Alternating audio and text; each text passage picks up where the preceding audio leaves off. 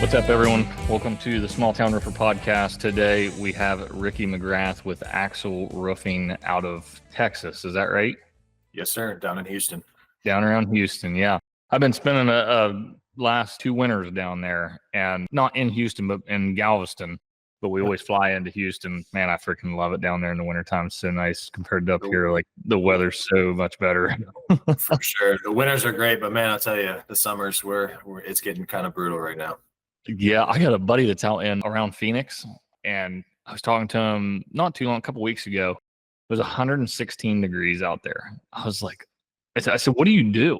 He said, you either sit in the air conditioner or you sit in the pool. That's all you got. Like, there is no other option. So in his office, he runs his office at like 64 degrees. I'm like, how in the hell does that air conditioner ever even keep up? But anyway, up here, we wouldn't be able to get away with that. But it's it is also a dry heat too. So there's a big difference, Yeah, exactly. Yeah, Houston, it's humid as hell. I mean, I went to Galveston last summer for a week, and we went in June, and it was only like 89 or 88, but the real feel was like 112. And you could tell it was freaking hot. But anyway, so you've got a roofing business down in Texas. How did you get into the roofing business? Oof. So I've had a history and I tell this, and I'm not even exaggerating, but when I was a kid, I started like straight out of a car seat on job sites with my dad. So Yep. always had a passion for construction. I mean, I remember all the way going through elementary school and, wanting to be just like your dad, right? And, I kind of always had that desire. Some family conflicts out of college. So I ended up going and getting into the actual retail world, non-construction related. I actually ran health clubs. And that didn't quite pan out. So I moved back over into the construction world, had a really good friend. He was straight roofing, really caught my attention. So for about 10 years, I kind of did everything construction related, from residential, commercial, huge remodels, handyman stuff, dabbled in roofing a little bit, always had a really good passion. Like I told you before we got on, I kind of always went against the grain. I never storm chased, I never door knocked, I never did any of those things. All of my roofing business was always referral. Well, and that was just kind of the gravy while we focused on construction. And then a little over 2 years ago, another buddy of mine he saw a lot of people getting into the roofing industry. He's like, hey, you got a ton of background. You're super, super smart, not to toot my own horn or anything, but he was like, why don't we just start a standalone roofing company? And that way you don't have to mess with all the other construction stuff. It's like, sure. So we started that, and that's kind of been the emphasis ever since for a little over 2 years now. So did you can the rest of the construction company and gear 100% focus to AXL Roofing, or does the other construction company still exist? No, it still exists. And right before COVID, that actually transitioned. I got some really good connections with some facility maintenance and commercial maintenance companies. And that took off, and they just pretty much made me their only commercial handyman, more or less, in the Houston area. Everything, they were just sending me service call after service call after service call. Shut down the website. I was like, I'm not even going to deal with homeowners anymore when it comes to remodeling, because the commercial stuff is just so fluid and it's always going. Then when COVID hit, all the businesses stopped spending money. So they didn't want to repair, replace, and fix up and modify and remodel anything in the commercial world. And plus, people just there wasn't the human contact. They didn't want people in their businesses. They didn't want laborers, handyman fixing stuff. So when that happened, that business kind of dove quite a bit, but there was no overhead. I had no website, wasn't doing anything with it. And then, here we are, or 2 years later, we started the roofing company. So I still have the commercial side that I still take care of those clients. But again, it's nowhere near what it was before. Residential remodel work is very difficult, and it's very difficult to scale. But the commercial stuff, like you're saying, I have a friend that has a couple big contracts with like hospitals and stuff like that locally here, and that's all he does, and he freaking loves it, and he's killing it. But it's ongoing. It's the same. He deals with a facilities manager or whatever, and they're much easier to get along with, it seems like, than a lot of residential customers can be, where they're just so picky and so hard to please on, especially interior remodel. But we came from that background also. We built houses, did full remodels, additions, the whole deal, and we got smart and found that we really only had success in exterior remodel, siding, roofing, decks, things like that. And then we even where we got so good at roofing and the process of it, and we just decided let's just niche clear down and take all the headache away, because we have almost no headache in roofing for us, and it's just what we were good at. So we just said hell with it and stuck to it. And I never thought there was enough roofs to keep us busy. Like, I just didn't think there was enough of it to do to run, a successful company on, let alone grow. Come to find out, here we are in this little corner of Ohio that nobody knows about, and putting 2 or 3, 4 roofs on a day, depending on the day, so it's an interesting business. But yeah, so what's your team look like now, and kind of, how much production are you guys doing? What's that all look like? So it's just me and a business partner. I mean, obviously we have the trades and everything. I stick with the same 4 crews that I've been using for close to 10 years. Father-son duo with uncle/brother that kind of gets thrown in the mix every once in a while there. I've got a lot of good history with them. They know what to expect on my projects. They know my projects are a little different. I tell a funny story to a lot of clients a lot is the uncle. I don't use him a lot, but when I do use him, there's one time where I hadn't used him for quite a while, and he started tearing off the roof, and there was 3 layers of felt. He left the felt, and I show up and I was like, what are you guys doing? And he just had this blank stare at me for, it felt like 30 seconds, but it was probably only 5 or 10 seconds. And he looks and he goes, oh yeah, I forgot. We got to do things the right way with you, and I use that because we all know that as business owners, we're still everybody's subcontracting their crews, and you only get certain results from certain people depending on how you manage them. I have a lot of people that'll call me and they'll say, hey, do you have a painter? I'm like, I have a great painter, but I guarantee you he's only great because he's on my projects and he knows what to expect, and he knows what he's going to expect. I'm going to expect from him. So I don't refer out people any trades anymore. I mean, even the best of the best colleagues, friends, family members, my mother can call me. She says, hey, do you have a painter you could send me? I'd be like, no, I'm not going to send him to you. I'll set him up. I'll manage him, but you're not going to get the same result out of it. That's very, very true. We have run into the same thing, trying to do somebody a favor. Well, yeah, here's this guy's number. Give him a call. He works for us on a weekly basis. He'll treat you right. And then come to find out, he never answers his phone. He did half the job, didn't make it back. And the problem is he's dedicating most of his time to us. And instead of just telling me, say, hey, I'm working for your buddy still, I'll finish him tomorrow, and then I can take on another project. He just doesn't say anything, just comes to work for us. And it's like, oh shit, you screwed my friend over trying to take care of me. It just makes it's a really complicated deal. And, like you say, it's because of who you are to them. That's why they take care of you the way they do. So are you primarily doing the sales, or is your partner doing the sales, or both of you guys kind of cradle to grave sale to end, or how's that work? So the dynamic is he is doing mostly sales and a little bit of, I don't want to say real project management, because he doesn't really have the technical aspects with the guys and actually understanding of the roof system. So his job is mostly sales with a little tiny bit of project management. And mine is, sales, but there's a transition point where he'll kind of get everything set and signed and then meet with the adjuster. And then a lot of times he'll turn it over to me to do the in-house supplementing, ordering, project management. Gotcha. So you are dealing quite a bit with insurance down there. I take it. Yeah, absolutely.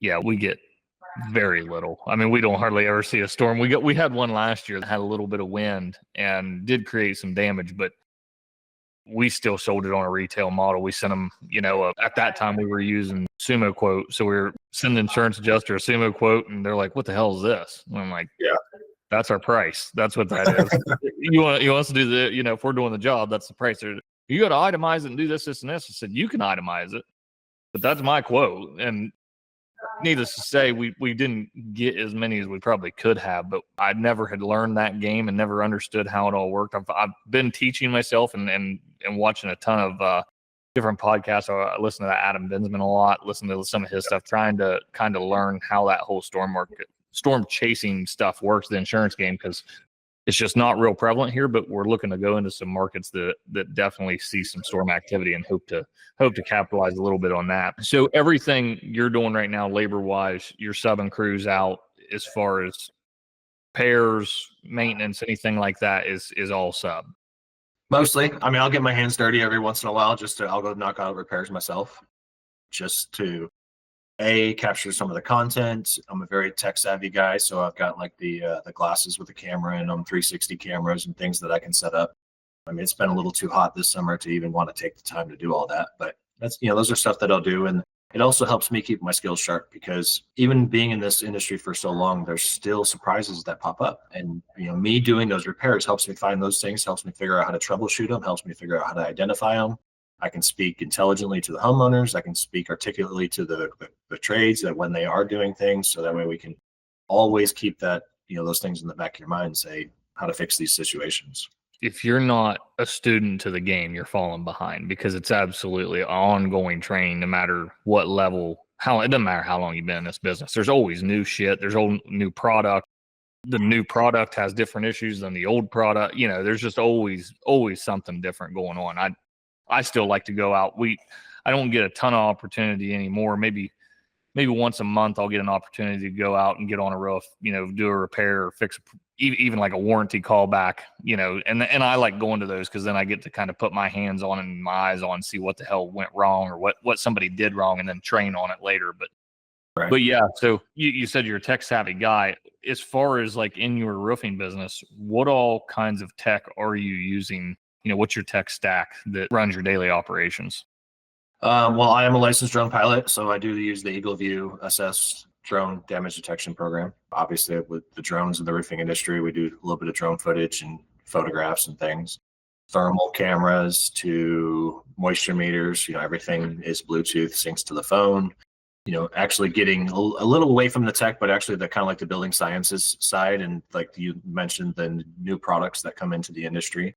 All the different accessories. I'm constantly trying to find better new accessories that's available. Yeah. You use company cam?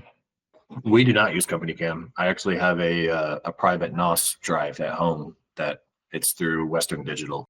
I can give access to everything just like company cam without that recurring monthly cost.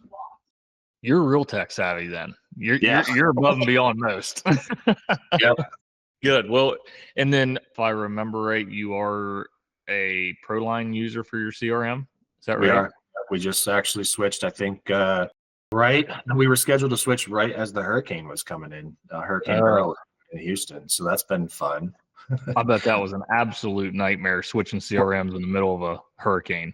Porting phone numbers, trying to get a new phone number set up, and trying to understand and learn, and you're doing estimates and you're creating all the templates while you're trying to create estimates. It's like, hey, I got these repairs. And it's like, shoot, I could either write this repair by itself, or I take the extra 15 minutes and let me go write a template for this one repair that I will be able to use on any future. Over and over.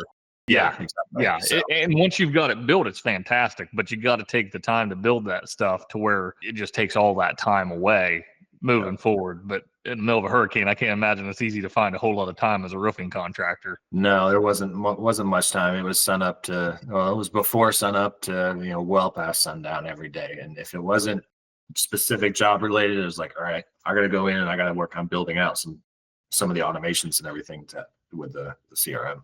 Yeah. Have you heard the little snippet of me talking about our automations and what I've done to increase our response rate? I want to say I have, but I'm drawing a blank specific of what it is. So something we did that I swear by it. When we went in to all the different automations, speed to lead to all the way to review requests, all the automations, I went in and customized them, one to look like a text. Because out of the box, they're really good, but they're really professionally written. They look very formal. They look very nice.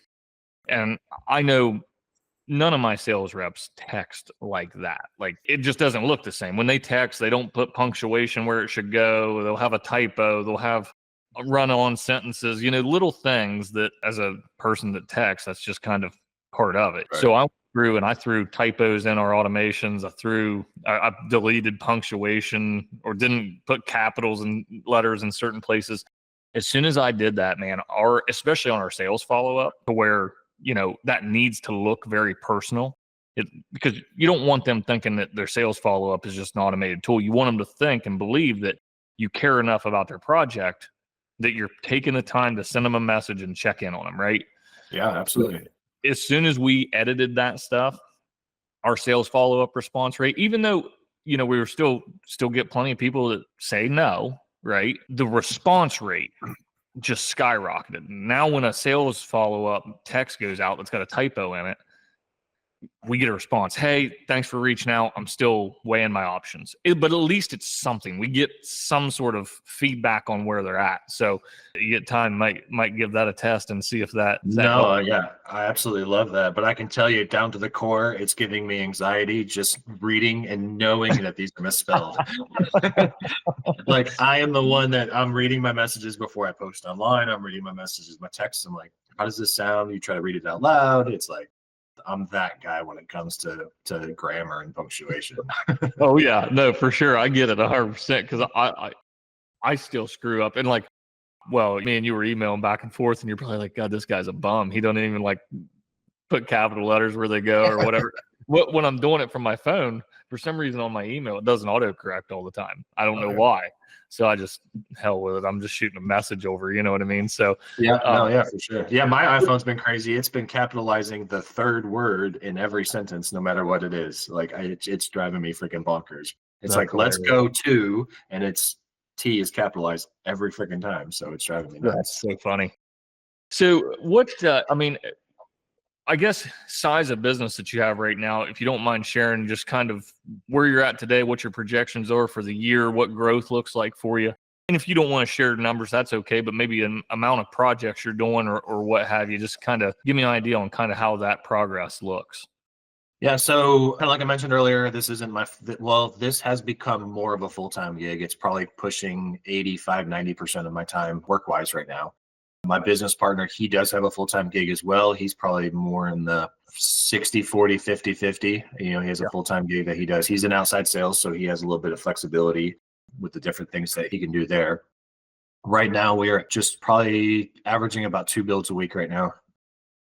Especially with the heat, some of our projects that may be one day, we're stretching to 2 and even 2.5 days. I mean, it's just getting absolutely brutal.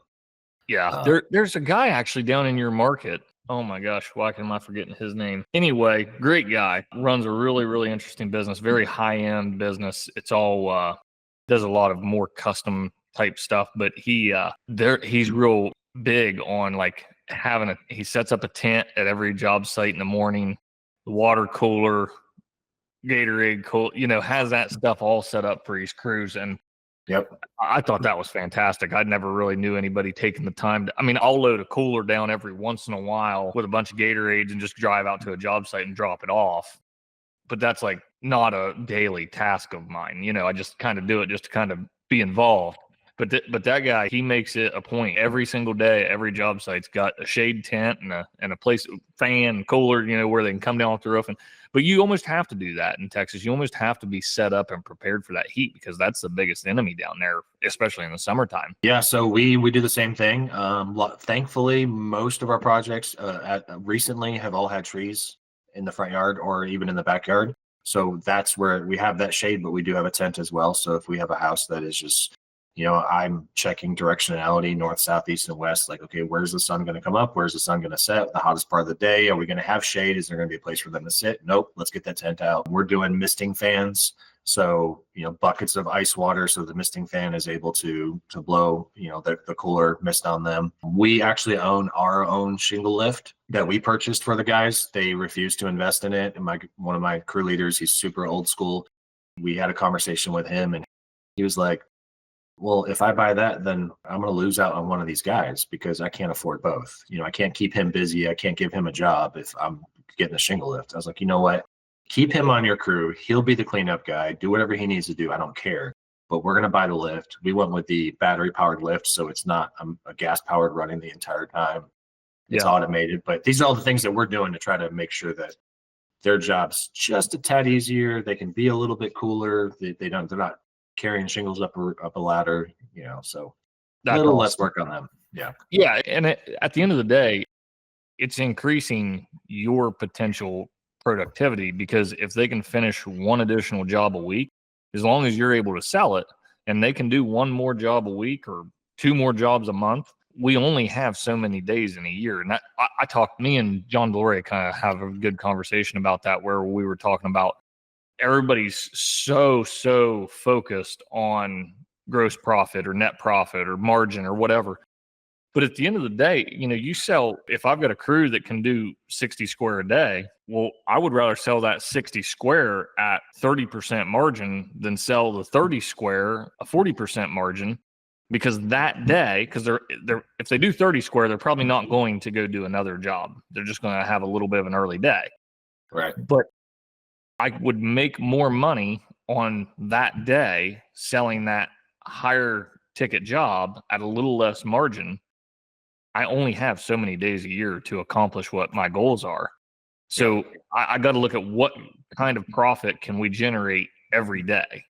And if you can better your crew, better source your crew, better outfit your crew with the tools and the environment that they're in, I mean, it's just going to increase daily productivity, and that will pay you back long term. So I think that's fantastic. Absolutely. Well, you've been in business for a while now, obviously been in the game forever. I guess starting this new venture with your partner specifically in roofing, what's been, kind of the most difficult thing you guys have run into? I know partnerships are hard. I've been down that path myself with no success, but obviously it seems to be working well for you guys. But what's been the biggest struggle or setback, in the roofing business? I think with us specifically, it's probably just trying to remind yourself that it's never going to be a 50-50 responsibility. So there's times where I'm a little frustrated. We've had, for example, we set up our own catch-all. We do it for the guys. We have it set up the night before, or sometimes 2 days before, depending on the scope of the project. But there's been times, honestly, where I might be setting the catch-all up. He's smoozing over with the homeowner just because he's that type of person, and he's just conversationalist. It's like, okay, you got to suck it up. And hey, that's still, he's doing the right thing with the homeowner. The homeowner comes out, the homeowner just doesn't want the cold shoulder. But me, it's 100 degrees outside. Like, I don't want to talk. I just want to get this done and get back home to our family. So it's not terrible, but you got to recognize that, again, it's just acknowledging that you may be 50-50 on paper, but there's virtually no way to ensure your tasks and your responsibilities are going to be 50-50. Dude, that was the biggest issue with our partnership was simply that. And the guy that I'm going to say, quote unquote, partners with, we weren't true partnership. He had a business, I had a business. We worked together, but it just kept feeling like I'm bringing every job to the board, doing all the estimates. And then this was back when we did remodel and stuff. So I was physically, tool bag strapped on, swinging hammer. And then somehow I'm the one driving the most nails. Like, yeah, it just doesn't feel right. And then we just kind of had a falling out, long story short. And honestly, the worst part about it is that probably wasn't the case. He probably felt in his eyes that he was doing as much or more than me. You know what I mean? Because no matter what the situation is, you don't feel like you're putting it off on somebody else. You feel like, no, I'm doing my part. I'm doing my half. You know what I mean? So it's such a fine line that you got to toe. But you also got a great person that you can depend on. If you've got someone that's got a 50% skin in the game, obviously they're dedicated and willing to kind of stand beside you and go through the fire with you. So have you guys found any common ground or any way to kind of alleviate any of that stress of those ideas or those thoughts? With our dynamic, because of his full-time gig that he's been doing for 25 years, his network is just unbelievable. I mean, an absolutely unbelievable network. And he is providing a lot of contacts, a lot of leads. And a lot of them are super quick, super easy. There's not a whole lot of effort into him. He literally, somebody will see the logo on his truck and just be like, oh, you have a roofing? He's like, yeah, it's kind of a side gig. He's like, oh, I just got my insurance paperwork. Let me send it over to you. When can you do it? It's just so easy. So there's not a lot of effort, but still just recognizing that he is providing a lot of that. Brings a lot to the table. Exactly. Yeah, that's great. So with all that said, I guess what's been, if you could give me a piece of advice, if you're going to kind of share something with me that would help me better in my roofing business, that you've learned in the last couple of years that have really, kind of set fire to what you're doing? What good advice do you have for me? So the one thing that I've been doing that works really well is it kind of goes in line with going against the grain again, is we don't chase numbers. We don't chase profits. We barely analyze a lot of that, but we are really focusing on the absolute best product we can provide, like point blank. I mean, if we have to, a job, we may figure out a way to get them lifetime boots. And then homeowners really appreciate that, because when you're getting down to the nitty gritty and you're talking about why you upgraded them to the lifetime boots, why you recommend doing it, why you recommend going to a CertainTeed Pro shingle, which is class 3, why you want to inspect their attic before and after the build to make sure that the combustion vents don't get knocked off the furnaces and water heaters, all those little tiny things, nobody else is doing that. Yeah. So, for me, it's just looking at what everybody else is not doing and doing those things. I mean, that's really the best advice I could possibly give. That's really good. I like the attic inspection before and after. I've never thought of that, never offered it, never even gave it consideration, but that's a really, really good thing to consider, because good and well. I mean, as many roofs as we've put on, I think I looked earlier, we're up to about 300 so far this year. Surely we've knocked one loose somewhere. You know what I mean? Yeah. Like you have to believe so. Fortunately, with ventilation and the way ventilation works, hopefully nobody ever has an issue with that. Yeah. But you're right. I mean, if you don't check it, you'll never know. So that's a really good pitch. I like that idea. So I'll probably stick that one in my toolbox now. No, absolutely. And also there's a lot of opportunity. I don't know how your construction is up there from the foundation up, but down here, our new construction is terrible. I mean, I'm not even exaggerating. It is absolutely terrible. So even on those sales calls where I'm telling them on the phone, it's like, hey, I'm going to come look at your roof. Will somebody be home? Because I need to inspect the attic. And like, what do you mean you need to inspect the attic?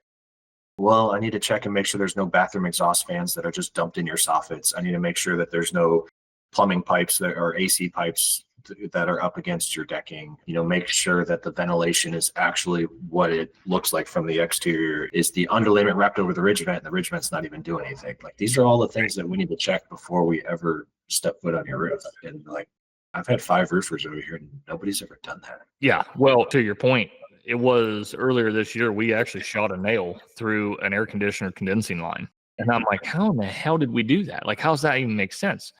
Well, they stapled it to the rafter, height against the decking. It's like, why does that make sense? Like, who thought that was a good idea? You know what I mean? So yeah, no, that's great advice.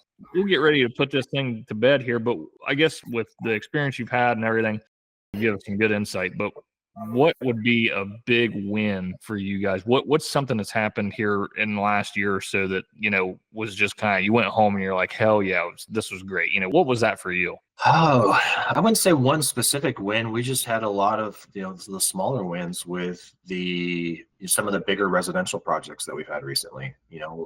Obviously when you start off, you got to have that book of business to prove to some of these people that, they might have $1 million+ home, and you need a book of business to show that you're capable of working on those. So, we're having some of these bigger roofs in the $50,000-$60,000 plus range that might not have been able to win. But yeah, I mean, it's just a bunch of smaller wins, probably not anything super specific to a bigger win. We did have an opportunity to a pretty big private school down here, and that's still in the works. So we're hoping that, that's a big opportunity for us. Yeah. Keep following up on that one. Those are, when you get one of them. We had a warehouse we did last year. I think it was $800,000 project. It was our biggest project ever. Man, when we sold that thing, it was like, hell yeah, and it went great too. Like, good job, everything went good, but that was a mammoth for us. We never see anything like that. We don't do a ton of commercials, so it's kind of hard to get those opportunities. But this one just panned out. But the small wins add up, and what they turn into is bigger wins and bigger wins. Because, like you said, your book of business, your portfolio grows, your reputation in those communities grow. All that stuff just starts adding up and compiling. And as long as you're doing the right things, which you definitely are, it's all the difference in the world. So, for sure. Cool. Any last words from you? You got anything else you want to share or wrap up there? No, nothing I can think of. Okay. I appreciate the opportunity. Yeah, man. I hope all goes well, and keep kicking ass, and hopefully the storms are done, unless you're ready for another one yet. But